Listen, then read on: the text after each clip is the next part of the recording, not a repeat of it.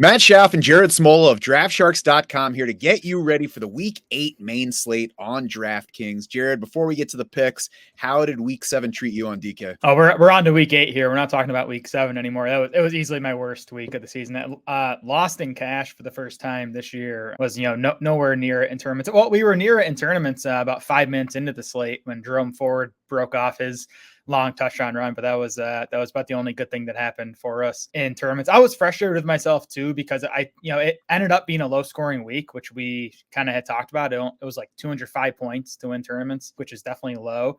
So we talked about wanting to play the guys with the massive upside. I did that at like running back and wide receiver and even tight end. I totally faded the elite quarterbacks, which is Mahomes and Lamar both went for nearly 40 points, and that's what you had to have. So I feel like we kind of had the right idea. We just didn't apply it right, didn't play those elite quarterbacks. That was really the first time this season that like the elite quarterbacks like really delivered and like were the guys you had to have to win tournaments. I tried to steer you away from 100% Jordan Love, to be fair, but we'll move on. I didn't end up at 100, but it was too much. That's good, at least.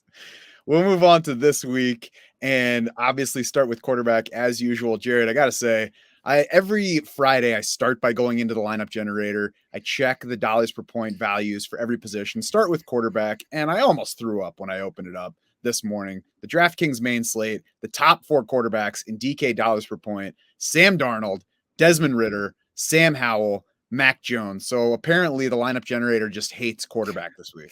Yeah, I was a little surprised too, because, and we'll talk about this, but I mean, you have Jalen Hurts playing the number 29 defense in adjusted fantasy points allowed to quarterbacks, Patrick Mahomes playing the number 30 defense, and Lamar Jackson playing the number 31 defense. So all three of the elite quarterbacks on this slate have awesome matchups. So it's definitely scary to, not have one of those guys. And I still might end up playing one of them. I honestly don't know what I'm doing at quarterback yet, because to me, it's going to come down to the San Francisco situation.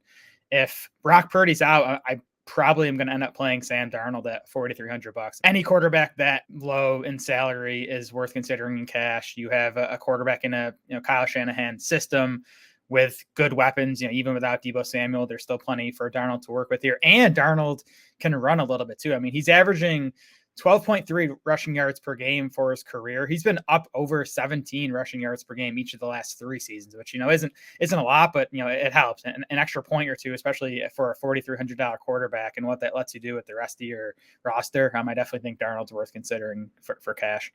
Yeah, $4,300 is absurd. The name Sam Darnold can scare you a little bit, and reasonably so. But if you just look at him as San Francisco quarterback, that's the way to do it, because we talked about it on the Week 8 preview show.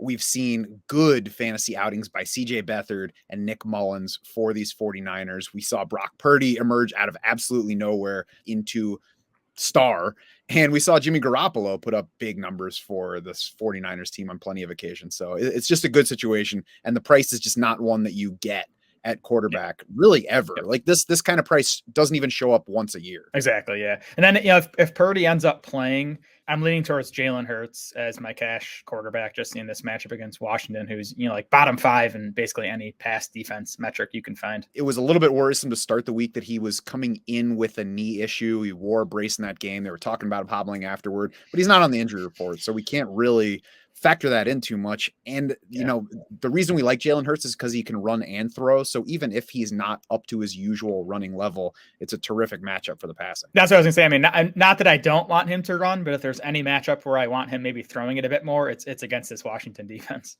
And they were still tush pushing him last week. So how bad could the knee really be? Exactly.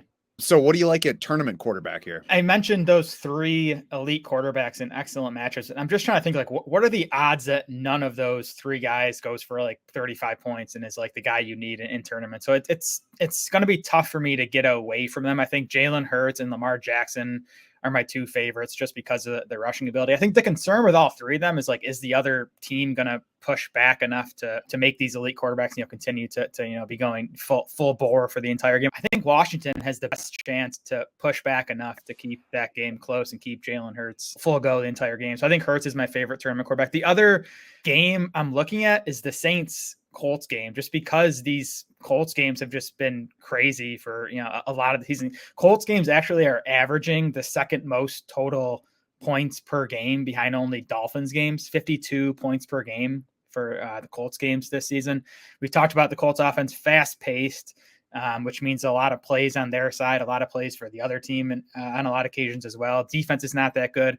And the Saints are actually third in neutral pace. So these are two of the fastest paced offenses in the NFL. It could just mean a lot of plays, even though, both these offenses have their issues. If we just get, a ton of plays on both sides, this game could definitely turn pretty high scoring. And both quarterbacks are cheap.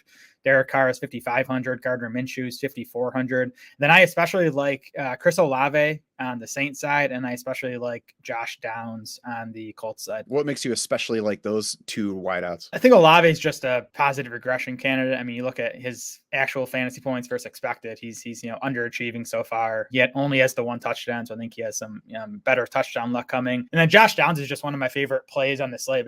We can even talk about him. I think I have him as a cash play even at $4,800.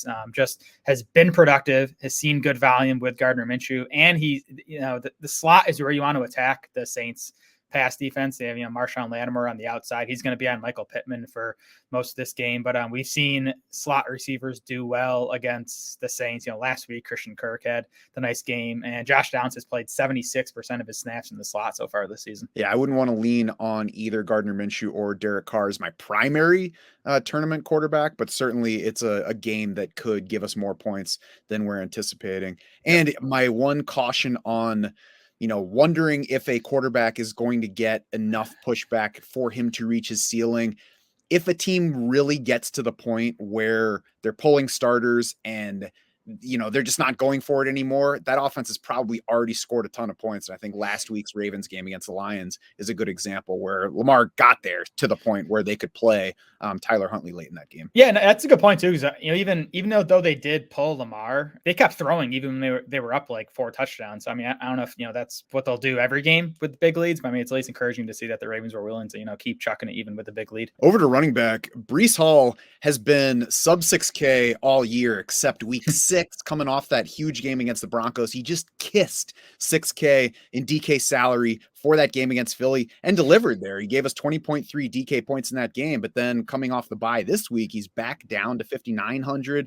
Like I said, 2 straight good fantasy outings for him. He's at the Giants this week, which is actually a home game since they play in the same stadium. Is Breece Hall a must in your week 8 planning on DK, Jared? Yeah, I think you got to play him in cash at the price tag for his talent in this matchup. You talked about that nice game against the Eagles, who were actually first in adjusted fantasy points allowed to running backs. And then Breece had the huge game against the Broncos, a much better matchup there. I think more importantly, he set season highs in snap rate in both of those games. He was up to 66% of the snaps in that Eagles game. Was also at a season high 60% route rate in the Eagles game. He had been losing a lot of passing game work to Michael Carter, but that kind of changed in the Eagles game. And now he comes off the bye week. So like maybe his role is even bigger against the Giants, who are 30th in run defense DVOA, allowing 5 yards per carry. I think Breece Hall needs to be in your cash game lineup.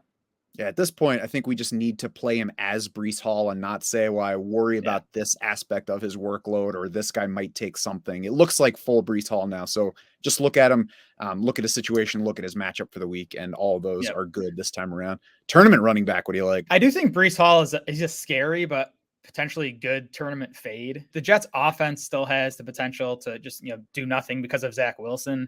And then the Jets did lose Elijah Vera Tucker, probably their best O lineman.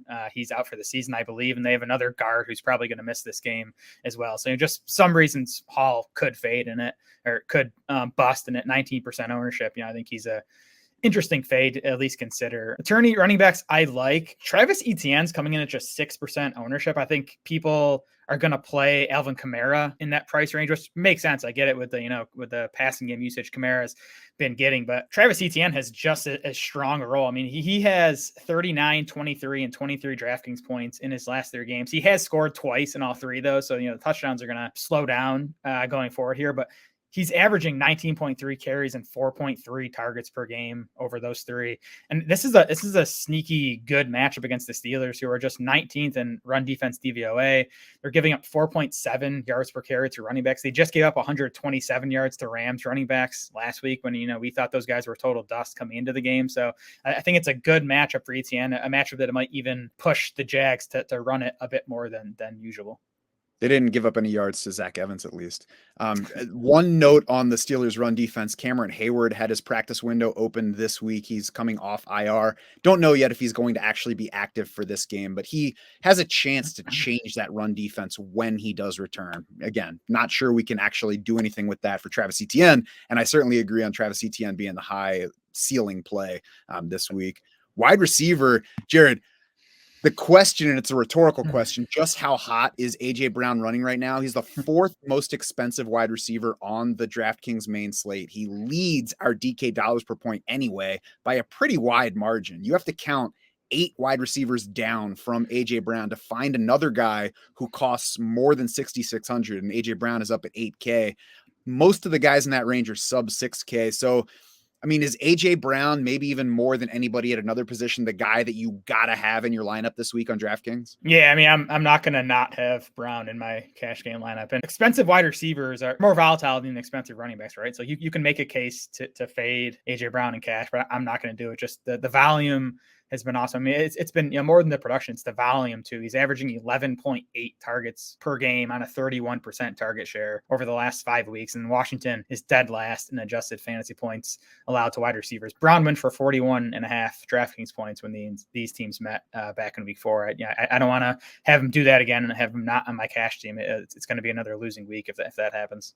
And then DJ Moore did even more against this Washington defense. Like, it's been so bad for them that they had to switch starting corners, and it hasn't helped. So yeah, it's also a defense that plays a lot of man. AJ Brown, especially good against man coverage. So just a spot where you don't want to fade AJ Brown. Tournament side at wide receiver, what are you favoring besides Josh Downs? Or, talk more about Josh Downs if you want to. I mean, Josh Downs is coming in with high ownership, which isn't a surprise. So like, I'm not going to not play him in tournaments, but I think that's at least worth considering. Like, That's 2 not gonna knots, by the way, in this particular position. I feel like I'm doing the show with Troy Aikman now. Yeah, I mean, so I think you got to be careful with how you use Josh Downs. Like, again, if you're playing that Saints Colts game, you obviously want him. In other tournament builds, but stacking other games, it might be worth fading him at that ownership. I like Nico Collins as a tournament play. I mean, just go back to our guy. We were high on him in the summer. We've played a lot of him in DFS so far this season. I mean, he already has games of 30.6 and 38.8 DraftKings points this season, and he's $5,500.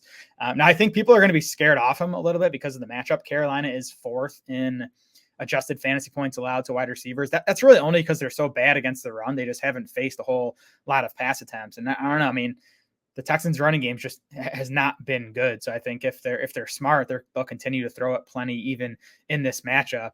Carolina is just 18th in Football Outsiders pass defense DVOA. So again, it's not like it's a dominant pass defense. And their outside corners, Dante Jackson and CJ Henderson, they rank 79th and 103rd in PFF coverage grade among 170 or 107 qualified corners. So the matchup is good for Nico Collins as long as he gets the volume. Yeah, he's tied for 24th on the main slate in wide receiver priced, which surprises me because that's certainly below where he's scoring. And sometimes when you look at those numbers for what a defense is allowing to a position, you can realize that maybe we've been underrating a certain aspect of a defense. That is not the case with the Panthers, as you were just talking about. Not only do the corners rate poorly, they've been without both starting safeties for a while. So it's not that this is a good defense against the pass and we're all just underrating it. It's simply what you said. Teams don't need to throw that much against them. So it looks like a tougher matchup than it actually is. I saw Brian Burns pop up on the injury report on Thursday too. That'd be a huge loss for the pass rush. For a pass rush that's already not even worrisome. So I agree. On to tight end. And Jared, I mean, is this one as simple as it seems? Is it just Trey McBride at 2,800? He's about to, if not take over by himself, be the lead tight end in an offense that ranks 5th in tight end receptions and 4th in tight end targets so far. Yeah, I think you just play Trey McBride in cash at $2,800. And like you said, Cardinals tight ends have combined to average 9.9 targets per game this season. So even if McBride can soak up 2/3 of that, which is basically what Zach Ertz has done. He's averaged 6.1 targets per game this year. I think that's a pretty fair projection for McBride this week. And McBride has been efficient this season, much, much more efficient than Zach Ertz. So even though the matchup is not good against Baltimore, either generally for the Cardinals and specifically for McBride, the Ravens have been good against tight ends this season. I think just for the volume and the price in cash games, I think you just play McBride at 2,800. Tournament tight end, Jared. What do you like? I like Jake Ferguson here, $3,600. Now, he has just 4 catches over his last 2 games after being more productive early in the season. But it's funny, we talked about Ferguson. He had been producing on kind of like underwhelming route rates. It's totally flipped. The production has been down, but Ferguson in the 2 games prior to Dallas's bye set season highs in route rate at 73 and then 84%. So if that continues, I think he's just a value at this price tag. Ferguson's also tied for second among tight ends in red zone targets with 11. So you like the touchdown upside there. And then the matchup is also good against the Rams. The Rams are 31st in adjusted fantasy points allowed to tight ends, and they're 30th in tight end coverage DVOA. There's some room for that game to be sneaky in points. I did read some this week about Matthew Stafford dealing with a hip issue, and maybe that's factoring into his sluggish production over the past couple weeks, as well as maybe the Rams' decision to run the ball a lot more than we expected, especially after Kyren Williams went down. So, that's an issue to watch. I don't think that it's something that's going to affect whether you play Jake Ferguson. I don't think it affects whether you play the Rams wide receivers, but it's something to watch on the Stafford front as maybe an explanation we didn't know about for an issue that we've been noticing. Yeah, I've seen him. I can't remember which game it was in particular, but I kind of saw him get banged up, but he's not on the injury report. So I don't know. Maybe the Rams are about to get in trouble for not listening to Stafford. Maybe. Let us know if he has a headache. Who are you playing at flex on DraftKings this week? Yeah, so just a couple running backs to consider in cash games that we haven't talked about. I do think Alvin Kamara is a great cash game play at 7,300 on DraftKings with a full point per reception. I think Isaiah Pacheco is still in play for cash at 6,100. Pacheco continues to control the Chiefs backfield, and he has this awesome matchup against Denver. Tournament side, I wanted to mention Javonte Williams. I think Williams is close to a breakout. He set season highs last week in snap rate, route rate, and rush attempt share. So his role is growing. He's playing better lately. Williams has set season highs in PFF rushing grade and yards after contact per attempt in each of his last 2 games. So I definitely want to be on Williams in tournaments and sort of, be on him when that breakout comes. I don't know if it's going to come this week. It's just not a good spot. The Chiefs defense is good. The Broncos are big underdogs. Game flow is probably going to work against Javonte Williams. So, he's also just $5,200 though, projected for 6% ownership. So I might take like a shot on him. Just again, I don't want to miss the big breakout game because I do think it's coming for Javonte, sometime over the next few weeks here. My one hesitation on him to that end is I don't know what a Javonte Williams breakout really looks like because, somebody like Breece Hall, we know he's building back toward the guy that he was just before the ACL tear last year, where he's a dynamic receiver and a dynamic runner. Javonte Williams has always been like good, like somebody that we are intrigued by and somebody that seemed like he could handle a lot more work and, produce on that work. But we also haven't seen him as a workhorse. We haven't seen him produce dynamically yet. And the offense has its questions. So I'm on board with some shots on Javonte Williams. I definitely agree that he is at a higher point right now than he has been at any of the previous weeks, but I am a little bit curious to actually know what a Javonte Williams breakthrough, bounce back, whatever the word is, really looks like. Yeah, that's fair. He doesn't have the big playability that Breece Hall does, which hurts. But Williams can catch the ball out of the backfield. He's actually had pretty nice target volume so far this season, and he is an efficient runner when he's healthy. So I think a breakout looks like 15 carries for 110 yards, and maybe he finds the end zone. He had a touchdown called back last week as well, which I think people would be higher on him if that touchdown hadn't been called back by a penalty. Yeah, it makes sense. Defense, Jared, $2,500 Vikings against Jordan Love up top in our dollars per point. Is that where we're rolling? Yeah, I think I'm kind of looking at the Vikings for cash games at 2,500. I think Cleveland at 3,000. Then on the cheap end, I think Cincinnati at 2,200 if it's Sam Darnold. I think those are kind of the 3 defenses I'm looking at for cash games. Just sort of again, I don't know what my cash lineup's going to look like at this point. Usually I have a good idea, but with the quarterback question in San Francisco, it's kind of tough to build it so far. But I do think those 3 defenses at different price levels are all fine for cash. That's going to be a fun cash lineup though, with Sam Darnold and the defense facing him in the same thing. It can work. It has worked.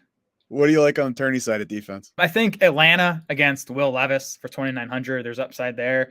And Then I think the Steelers too at 2,900. I think we have Atlanta coming in projected for higher ownership, which I don't know, makes some sense, I guess. But I mean, the Steelers are obviously just a much better actual defense, and even in terms of fantasy scoring, the Steelers are second among main slate defenses with 10.5 DraftKings points per game. So if we're going to get Pittsburgh at 2,900 at low ownership, I think that's a good tournament play. And I think it'll stay like that because, like you said, Atlanta's facing Will Levis in his first NFL start. The Steelers are facing the Jaguars. That's not an offense that people are going to want to target with a defense. But I agree that Pittsburgh is good enough to pay off.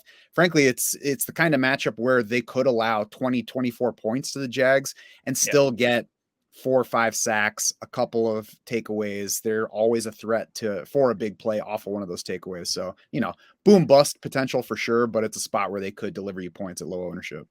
Yep, exactly. The lineup generator on draftsharks.com is ready to help you build those winning lineups that we've been trying to build here for week 8. We got dollars per point for every player, ceiling projections to show you who's a better bet to just go nuts and win you that tournament. You can filter by the matchups. You can mess with your team stacks. There are loads of settings that you can change just to get things to work out the way you want them. Make sure you also check out Jared's articles on draftsharks.com with more picks for cash games and tournament play on DraftKings this week. Of course, as always, our goal here is to help you win week 8.